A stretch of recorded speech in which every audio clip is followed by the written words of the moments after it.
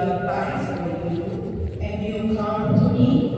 But Jesus answered him, let it be so for now, for it is proper for us in spirit to fulfill all righteousness. Then John accepted. And when Jesus had been baptized, just as he came out of the water, suddenly the heavens were opened to him, and he saw the Spirit of God descending like a dove and alighting on him. And a voice from heaven said, this is my Son, the beloved, with whom I am well pleased. The Gospel of the Lord. Praise to the Lord Jesus Christ. Palakpakan po natin sa ilalim ko. Ang sabihin po natin, I am blessed. I am blessed. I am a child of God. I am a child of God. I am the believer of Jesus Christ. I am the believer of Jesus Christ. Amen. Ngayon, ito gawin na po natin ang ating Panginoon. Kanin ng glory!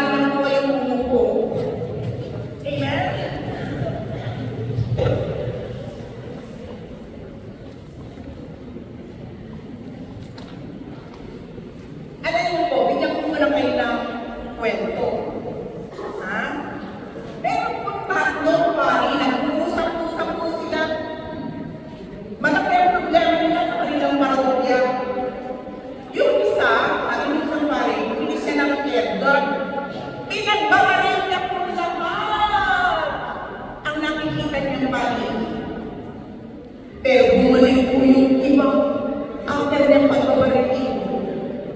The second pari, hindi po at naman kailangan niya kumain siya ng chemical spray. Yeah, namatay, pinuwit natin ng pari. Amen?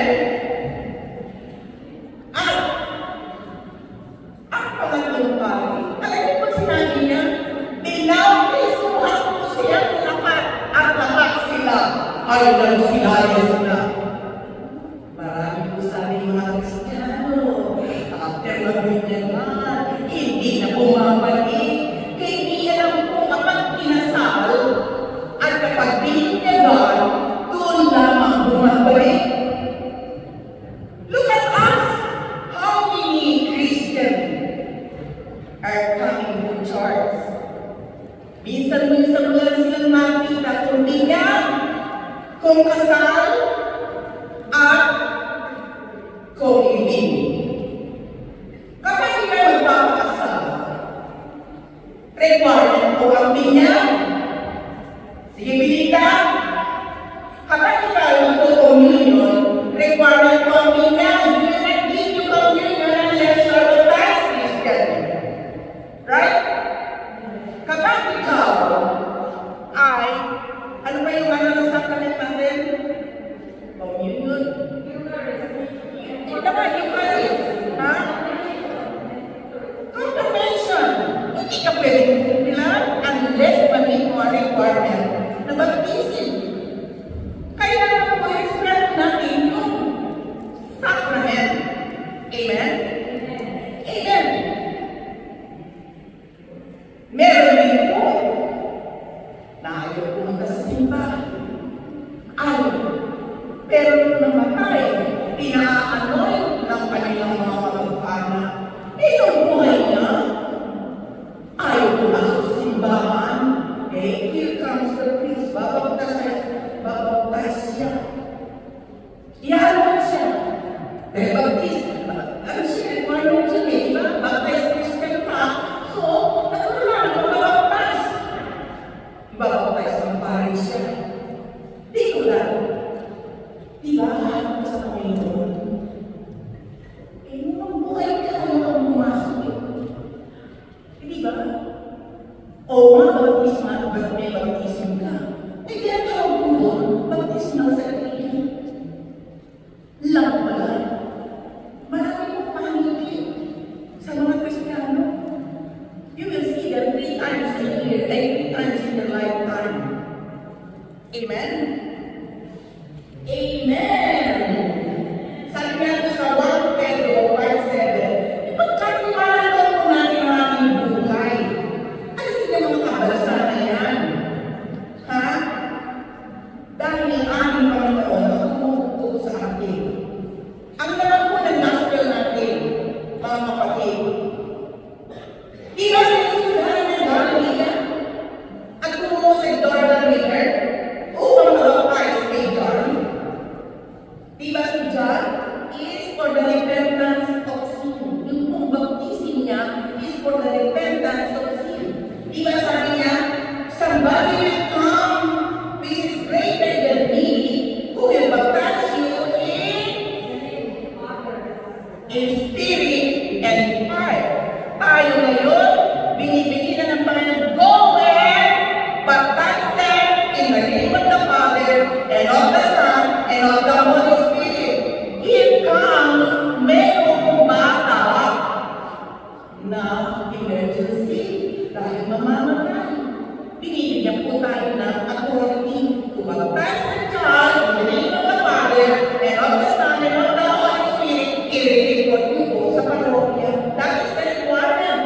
Dapat alam natin yan. We have that already being baptized Christian. Amen? Nakikita mo na nag-iing ka na, hindi ka na baptize, sabay baptize mo. Dahil ang baptism po is a way passes to go to heaven. Pag wala mong baptism, for sure, hindi ka po makakarating sa kahilitan. Baby ka. Did you get that, my brothers and sisters? Amen. Si Jesus, nagpapagpas wala siyang kasalanan, walang balik na kasalanan. Bakit siya nagpapagpas? Kailangan mawala ang baptism? Hindi. Dahil sa Diyan, nagbabagpas sa kanya. Hindi po, ano po sabi niya, it is proper. Kaya ano mangyari sa ngayon, nararapat lamang. Why? Because He wants to identify with us. Gusto niya po na bilang siya ay Diyos ay ano po ang nasa isip ng Panginoon? Ha? Nakikiisa siya. Nakikiisa sa mga tao na masalanan. Si Jesus ang anak ng Diyos na tumagkag ng binyang ni Juan. Di ba sabi ng Juan, Juan minsan, pinipregyan ako ni Juan. Dapat ako ang magbabigyan sa iyo. Bakit ikaw ang magbabigyan sa akin? Ha? Di ba alam na sagot niya naman ito, nararapat na mangyari ito. Why? Because He wants to follow the will of God. Like Sister Sia said, to fulfill righteousness, He wants to obey the will of God. That's why He needs to do that. Amen? Amen.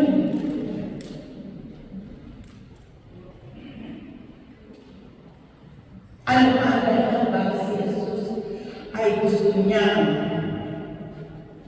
pabaptize ni John? Bakit wala naman siya kasalanan. Diba? When Jesus was baptized with John, the heavens were open, and the Spirit of God, in the form of a dove, ay bumaba kay Jesus. And kung sabi ng salita, "This is my beloved Son, with whom I am well pleased." Amen? Tayo po mga binigyan, we are the beloved children of God. Ang tanong, may tanong po dyan, are we pleasing to the Lord? Are we pleasing to the Lord? Amen po ba?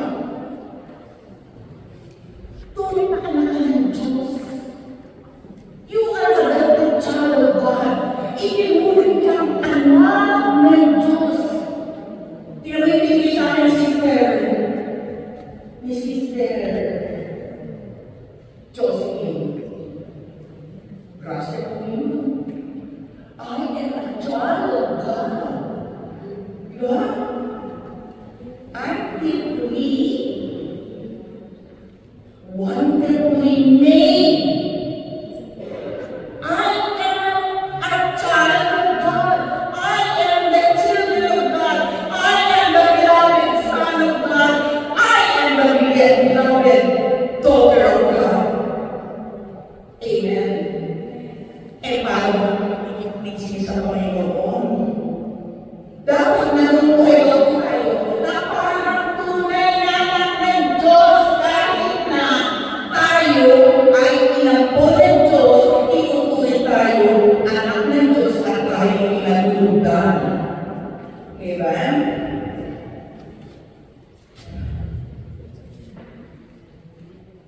Amen po ba? So, bakit yung pag-baptize ni Christ? Dalawa rin yung sabi natin, one, he identified with us. He is the beloved Son of God. And number one, number three, we become the chosen one. Ayaw niyo ba yun? You are the chosen one. Dahil naman po, mga kapatid, ang sisigaw po, we are chosen here in Montreal chapter. Ang dami may pagdaw sa USA Canada Formation. Pag pumunta ka po sa iba yung galing Christian, $1,000, $5,000, $8,000 para makakapaya anniversary na yan. Pero tayo ang pinili, kaya bakit natin ito yan? Yan po pagbibigay kung sa anniversary, hindi po tayo binagawa ko dyan. Sinasabi ko yan ni Brother Mike. We are the chosen one. Ipakita natin sa Panginoon na nakakatawa tayo sa pagkakatawag sa atin.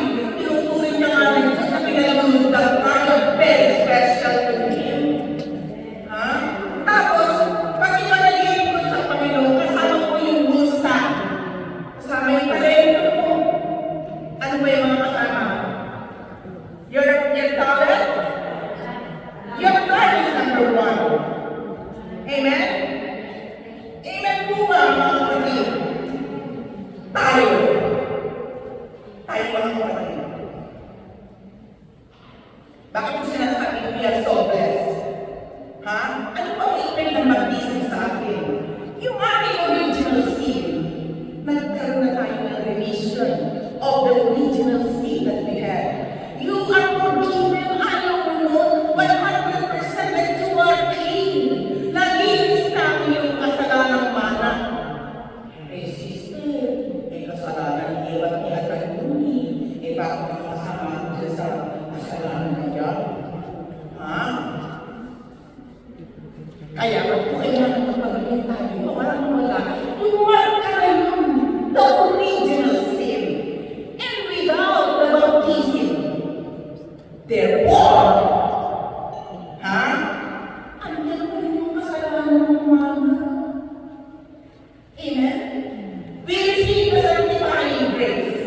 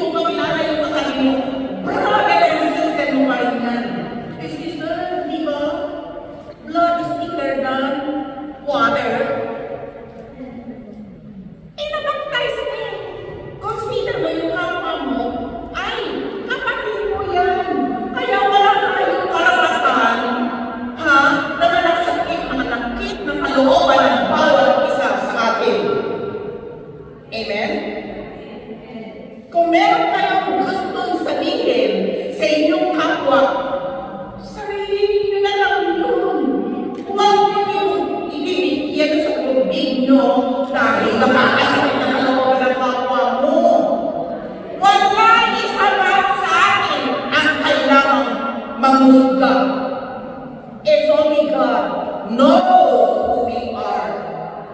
It's only God knows who we are. At wala makakapagsabi. Kami sabi ba, narinig niyo yan sa mga ibang iglesia, sila na ito maghihintas. Kapag hindi na po baptize, wala kang passport going to heaven. It is our passport going to heaven. Baptism is necessary, my brothers and sisters. And since all of us in here are baptized Christians, sinasabi ko sa inyo, we are so blessed. Amen? Alam niyo po, umiiyak ako, sabi ko, Lord, salamat po, pinagdamdaman niyo po sa amin kung gaano kami kamahal. Alam niyo po, mga kapatid, nagkasakit po ako. Pasileg pa rin po ako. Kasi may-prevent po kagani doon. Kahit anong dumating na sakit sa akin, di ba ito parang sa ako na ako sa hospital. At ang tayo naman nagkasakit po ako, tapos Christmas, wala akong gusto available. The only thing is for me to go to emergency. Wait, sasabihin, ang lakas-lakas naman niyang pupunta rito na yan. Ganito kalakas. Pero ano po ako, napakasakit po ng ulo ko. At saka, talaga po masakit. Pinigyan po ako na in-isolate po ako agad. Dahil sinuwi, kasi nakakahaw ka yan. Sabi nga, so you should be isolated. You do not talk to your, hindi pa ako pwede nakita ng mga anak ko during the time. Pero alam niyo po, hindi po ako pwede hindi magsimbi. Alam mo po, ginawa ko, doon lang po ako sa likod ng simbahan. Sa likod, malayo. Tapos yung mga anak ko po ng hostess sa akin, At saka yung pangalawang linggo, yung anak ko naman nagsimba at ako ay nasa bahay at ako nagsimba lamang sa online. And God can understand me for that. Alam niya kung ano ang puso natin, kaya no one can judge us. No one, because ang Diyos na nakakaalam ng puso natin at ang ating kaluluwa. Amen? Amen. Why? Why? Ang ating body is the temple of the Holy Spirit. Is the Holy Spirit who is living in us. In here, pag pumasok ka sa simbahan, don't you notice you feel something? Kasi ito kahalo ng Diyos. Ngayon, yung ating body is the temple of the Holy Spirit. Don't you notice yung angkan ng mga choir? It's about the Spirit. The Spirit is with us right now. Damang-damang po na yung banal na Espiritu ay nasa atin. Amen? So, nakuha nga the importance, the benefit or the effect of baptism. Ulitin ko para maintindihan po, mga kapatid. The remission,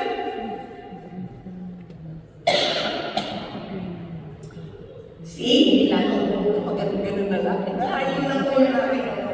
Thanks be to God. Remission of our original sin. Amen? Second, we receive the sanctifying grace when we are baptized. The third one, we are the children of God, naging anak ka ng Diyos. Number four, we become the temple of the Holy Spirit. The Holy Spirit is the one dwelling in us. When you were baptized, you received the power of the Holy Spirit. Amen? Nananahan sa iyo ang Diyos. Sino ba gusto mo manahan dyan? Yung kaya ko, tinanakit? Hindi mo kay Lord John. Amen? Ha?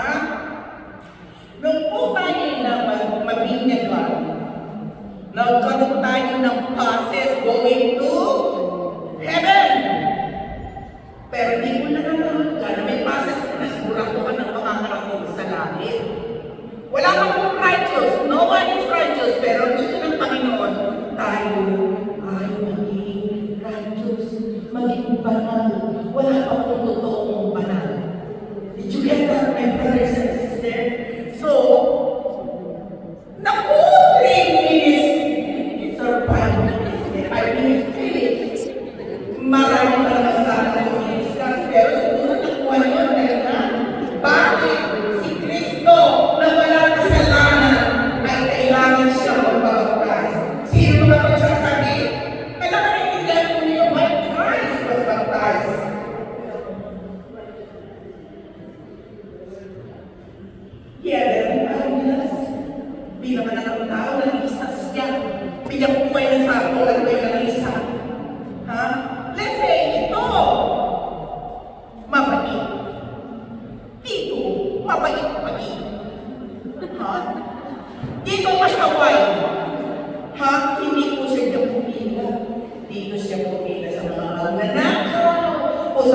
na mamamatay pa ako.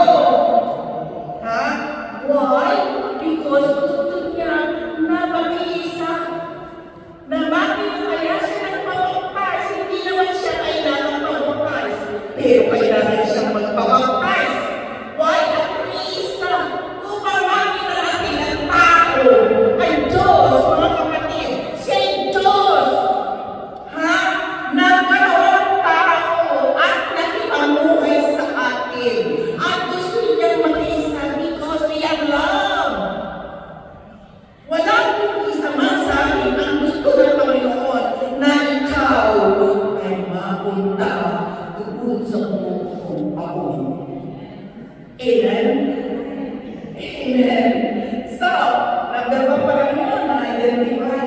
Sabi natin, nung bukas sa langit, ay sinabihan siya ng Panginoon, "This is my beloved Son, with whom I am well pleased." Please.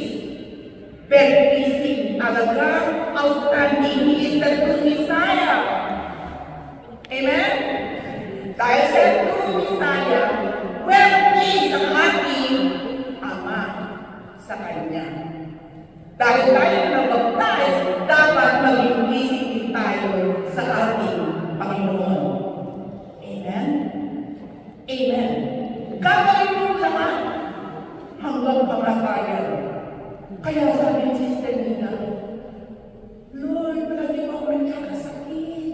Sabi niya, alam mo, pinaisip sa akin ng Panginoon, "Don't you know this? Wala namang exempt sa sickness. No one can be there without Sister Mercy, Sister Marlene. No one. Lahat po tayo ay magkakasakit. But think of that, always prevent it. Lahat ng anak ng Diyos, piniprevent ng Diyos na pag hindi mo pa oras, i-prevent niya yan. Pag oras mo natin, na, di ba ganun yun? Amen. Ano ba yung number 3? Kailangan alam po natin. Kasi, kung hindi mo ba nilang yung baptism, sorry na, this message na. Kung nagpapagpapayas ka sa Iglesia ni Cristo, hindi pa ito. Kasi, hindi po yung Trinity. Kailangan i-baptize ka in the name of the Father. Pinagbubulit-bulit ko ito kasi hindi po natin makikita kung ano kahalagahan na ikaw ay mabaptize sa Katoliko. Marami pa po sa akin ngayon hanggang ngayon hindi naintindihan na siya pala ay isa sa chosen one. You become the chosen one of God. And we are so proud. Ako proud na proud po ako masabi ako isang Katoliko. And when bago ako tawagin ng Panginoon, hindi ko ako kasi kaya ng mga ordinaryong tao eh. Kaya nyo ginagawa sa aking pari, doon na kaya po ako.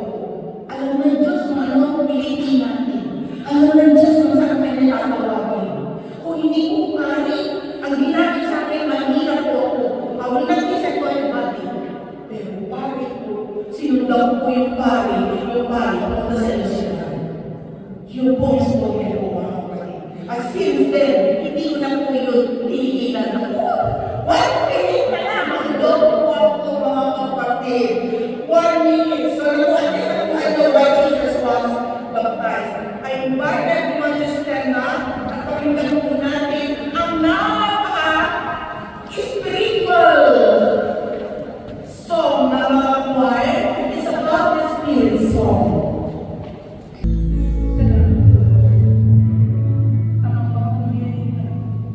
Ako po yung nagpapasalamat sa Panginoon.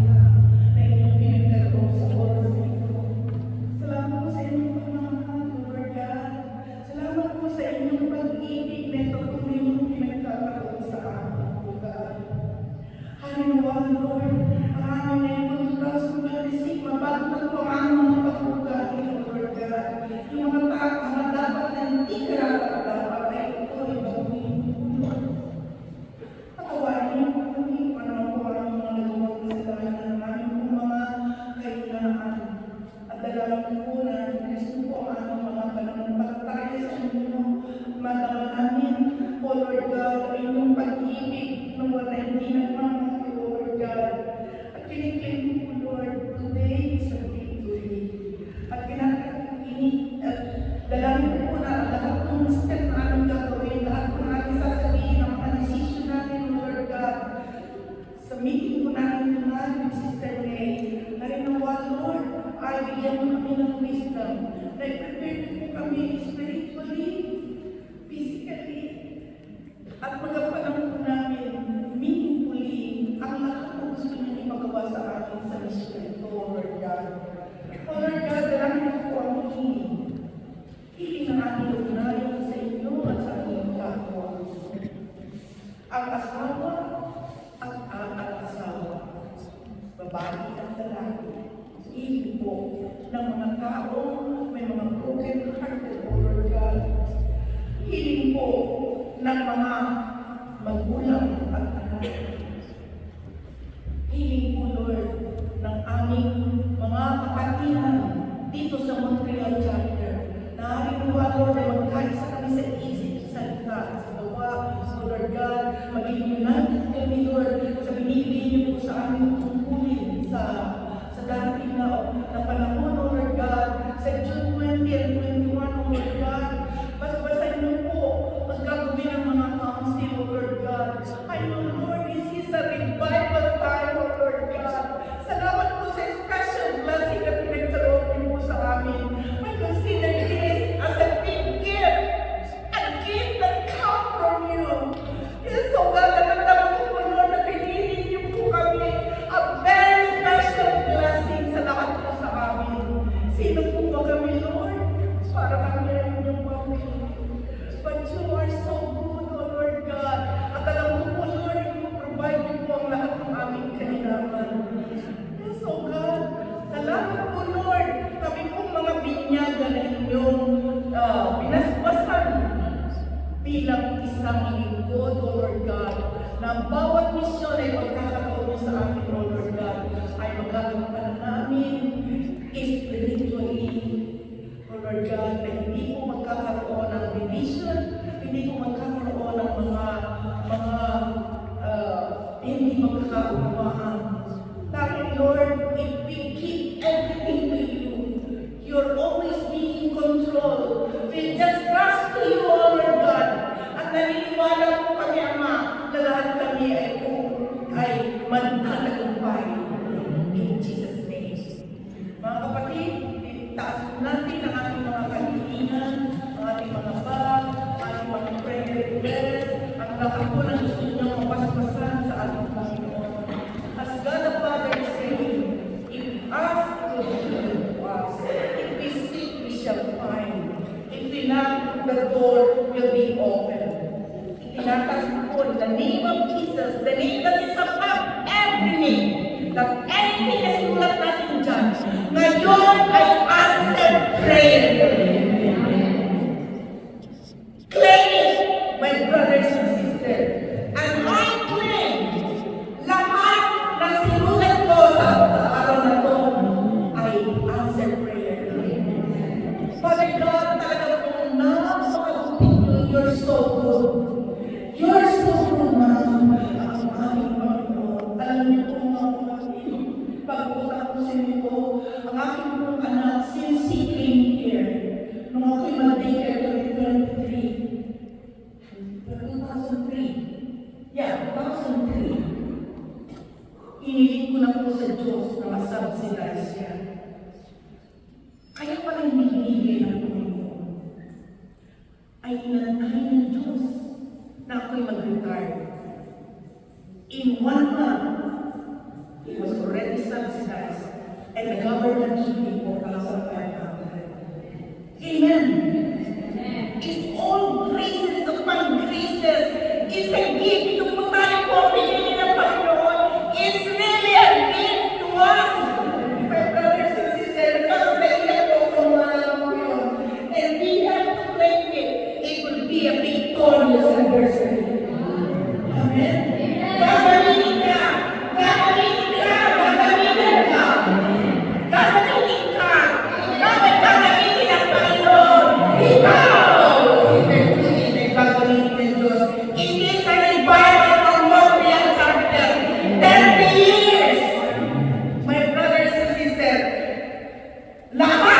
be kind and talent, and treasure.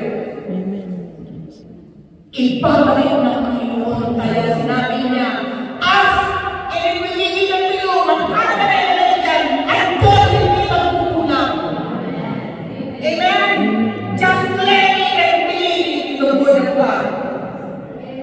Father God, salamat po, Ama. At inaangkin ko po, Lord, ang lahat ng nakasulat dito sa aming mga kapatid. Ngayon din ay answered prayer na. Amen and amen. In the name of the Father, and of the Son, and of the Holy Spirit. Amen. Amen. Ulitin muna natin ang ating.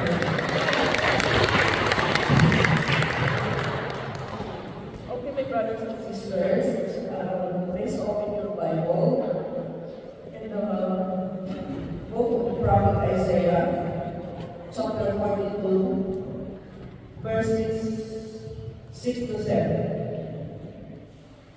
I am the Lord. I have called you in righteousness. I have taken you by the hand and given you. I have given you as a covenant to the people, a light to the nations, to open the eyes of the blind, and to bring out the prisoners from the land, from the prison that who sit in darkness. The word of the Lord. Okay, my brothers and sisters, let us come. Okay, Happy New Year, everybody. Happy New Year, Sister Mia. Excited for our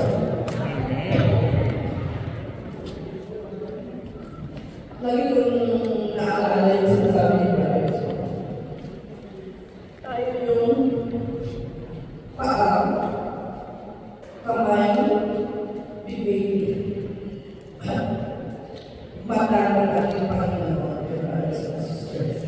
Narinig niyo yung kanta nila, yung ganda, yung God is so good. Yes, God is really good. Pero ano pinakita sa Panginoon? Are we good? Yun ang kulang sa akin. So, we must be good. I-clear ko lang po. God called us in righteousness to be a covenant to the people, a light to the nation, and to open the eyes that are blind,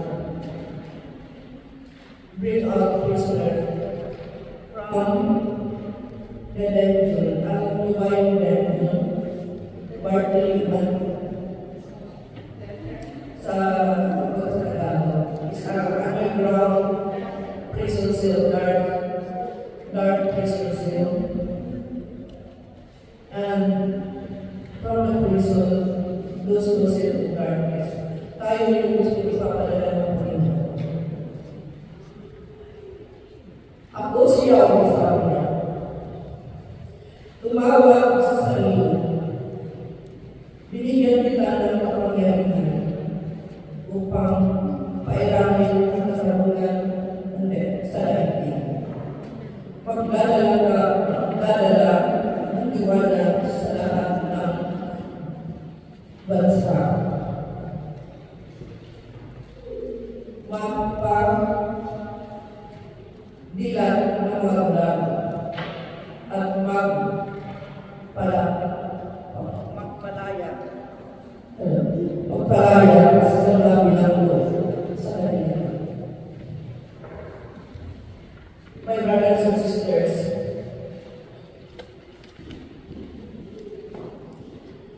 masabi ko lang yung sa ating our Lord Jesus Christ, siya po rin ang pamilya kay John Baptist.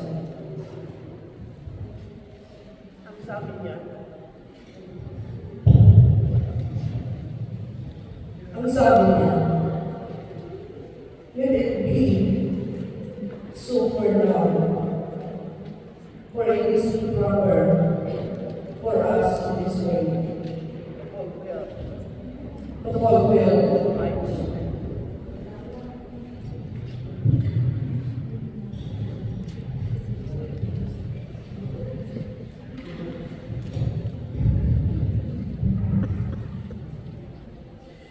So my brothers and sisters, Diyos na ang ating Iso Kristo, siya na ang pero pinakita niya yung humility sa katawan niya. So, ganun din dapat sa atin makita yung humility. Pero hindi yun ang title ko. Ang title ko is righteousness. Ano ba ang righteousness? Short meaning lang ng righteousness.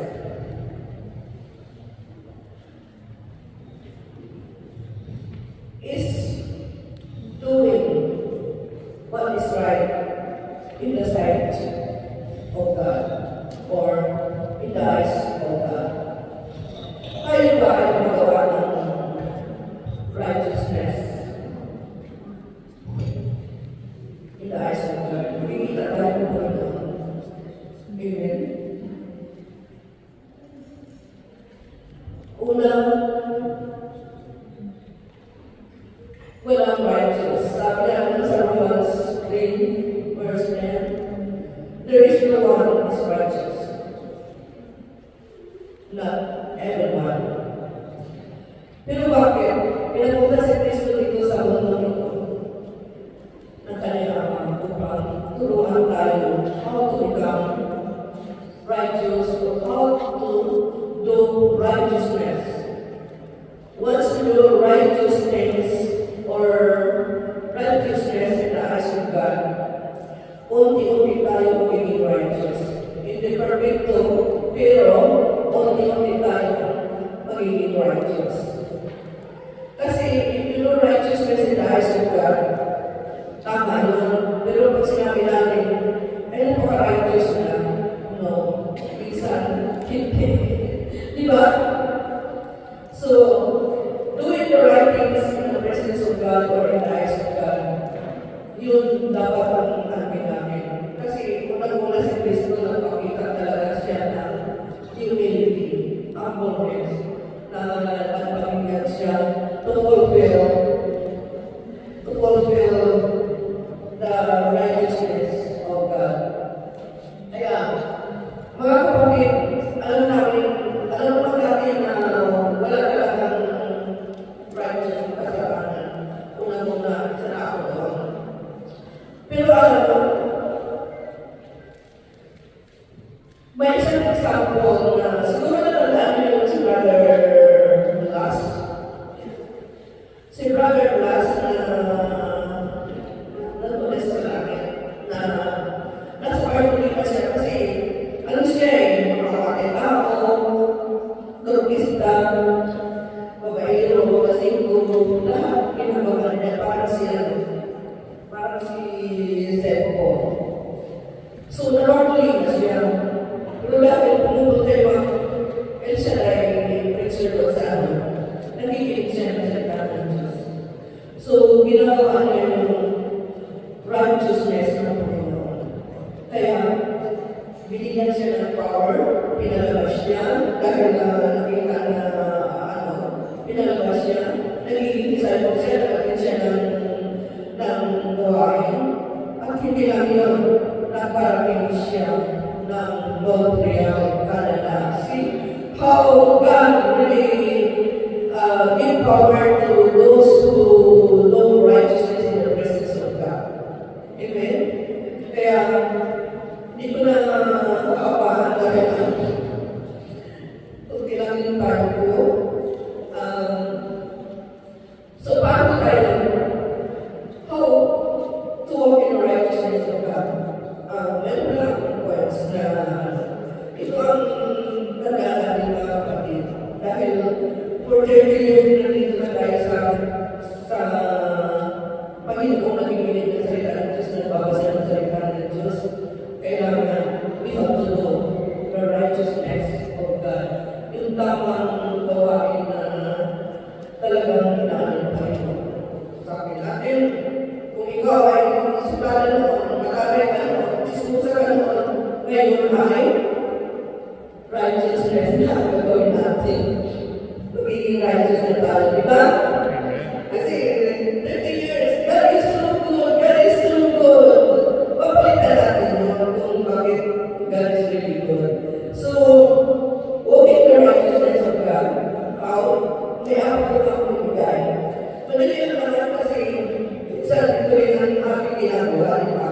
Kahit na hindi ko sabihan, pero pag ginagawa ko ito, number one is studying God's Word regularly and meditating.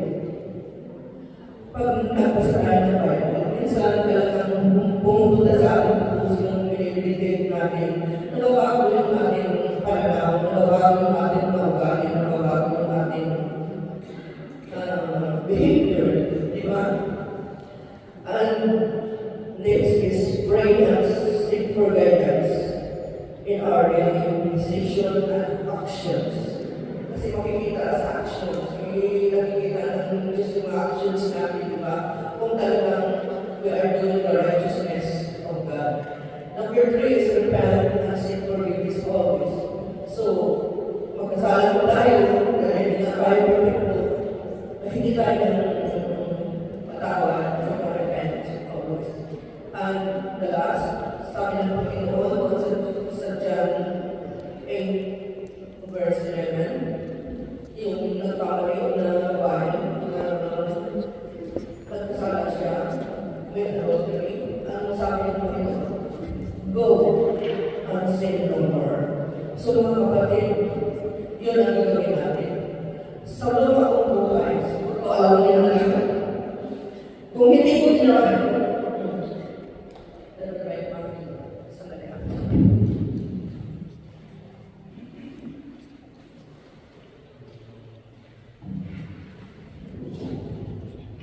marami po talagang nagsisisi ako. Ito na naman, naalala ko ng seminar. Sabi ni brother ko, kailangan talaga we have to do the process, repentance, and conversion. Kasi hindi tayo makagawa ng righteousness sa God kung talagang ang puso natin ay punong-puno pa lang kaya kailangan. So, nung kasama ko yan sa aking buhay ko na kabundok ang aking problema, wala akong ginagawa kung hindi pakinig, basa, at umupunta sa gawain. At salamat sa Diyos. Ibinigay niya yung the power of the Holy Spirit na mabago ko ng aking buhay. Nakatira man ako sa ngayon wala na sa akin hindi na importante. Kasi importante yung makagawa ako ng righteousness in the presence of God. Yung mga mali kong gawa, pinatawal lang yung Lord. Kasi sumisino ako. Patawarin mo ako, Lord. Kaya talaga si Sister Marilyn sa akin, ang lakas mo, wala ko yung simbahan. Kasi gusto kong lumayan siya na yung sa akin. Kasi, paano ba? Ang gusto ng Diyos na we have to do righteousness in His presence. So, ganun ka ginawa ko. Kaya sabi ko, Lord, humingi ako ng tulong talaga sa Panginoon. Dinululog ko talaga ang problema ko. Sabi ni Sister Pani, dinululog sa Panginoon kung ano talaga ang gusto ng Panginoon. Kaya ang gusto ng Panginoon talagang pinayo ako doon sa Panginoon. Yung patuloy na yun, kasi nakapatuloy na. Yun ang ibig sabihin yun na naka-ano sa kasalanan. So, to do the righteousness of God, ito, pinili ko. Kaya, kung ito ay offer ko sa inyo, pwede natin nantahin lahat kasi para ito sa lahat ng series.